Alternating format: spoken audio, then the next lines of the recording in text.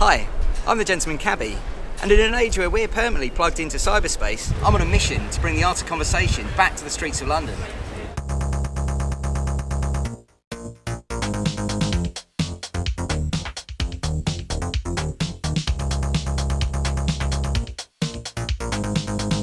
I'm Esther and I am a lawyer. Great. Yeah. That's the second lawyer I've had in the cab today. What's the best bit of advice you've ever been given? Well, it may sound a bit awful, but it's don't take pity on anyone, because they might come round and bite your bum. Right, okay. Are you speaking from personal experience here, or? Yes, I Okay. am. Yeah, I usually find if you take pity on someone, you know, they can turn around and not do some nice stuff to you. So just have a bit of restraint and hold back a little bit. Okay. But obviously have some compassion. I was going to say, did this happen to you with a friend or something that you did something for? And I find it with people who have a sort of self-pitying kind of attitude. I find that they will come back and they'll probably try and hurt you with it. And I think you just got to show that compassion, but show a bit of wisdom and draw sage back. advice. Yeah. Sage advice. Yeah. Who gave you that bit of advice? Well, actually, it's my own advice. Okay. To be honest, because Okay. that's from personal experience. Yeah. Well, I will take that on board as my best bit of advice today in that case. So what kind of law are you involved in? I'm in human rights law. Very interesting. Yeah. I just started at Amnesty, only volunteering. Have you? now. Oh, Yeah, just fantastic. volunteering because I've been off work for 5 years. Right. So at the moment I'm just volunteering, get back into work because I don't want to sort of rush it too much. I would imagine there's quite a lot of work for human rights lawyers at the moment. Yes, there is. There's Every time too you watch much. the media or the news, Yes. regardless of whether it's some despot in the third world Yeah. or in America or Yeah. somewhere, someone's. There's too much of it, isn't there? Yeah. I don't think you'll ever be out of work, unfortunately. Really. Do you think as a society we're becoming harsher on each other? I think I've found some people are quite selfish and self-centred, but I think there's a lot of lovely people around who've got that compassion and empathy. Yeah. I think it just varies. A lot of people, you know, don't want to look further afield and look after other people, but I think in life you've got to go a bit wider and look after people.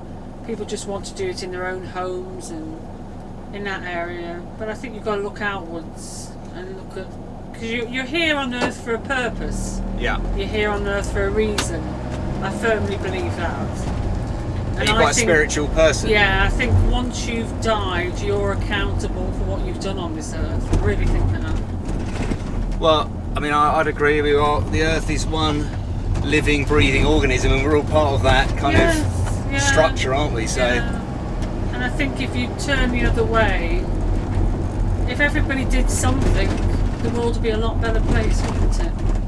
Well, I think I get this sense more than anything now that there's a need for protection for I don't think the weak is necessarily the right word, but The vulnerable. the rise of the big corporation and the balance of power has shifted very much to organisations, you know, that are unaccountable to anyone. You know. Oh, definitely. Like Shell in Nigeria. I mean, I studied that in my master's degree. Right.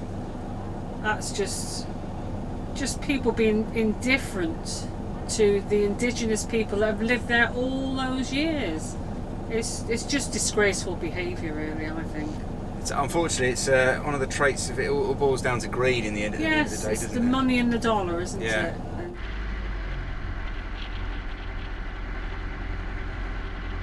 so if you could do one thing as I don't know, if you're a world leader, what would you want to achieve in? oh, So if you had the power to. so many things. But I think eradicate poverty. Right. Because I think in this day and age there shouldn't be poverty. I agree. I mean, when we're in this world. There's so much wealth in this world, isn't there? There's so much wealth. There's so much food in England and America. But it's concentrated in a very small If I could minority eradicate that, because it's a killer, isn't it, poverty? I mean, there's poverty with children in Hackney. Yeah. And the government are really worrying me how they're going to cut £12 billion of people on benefits.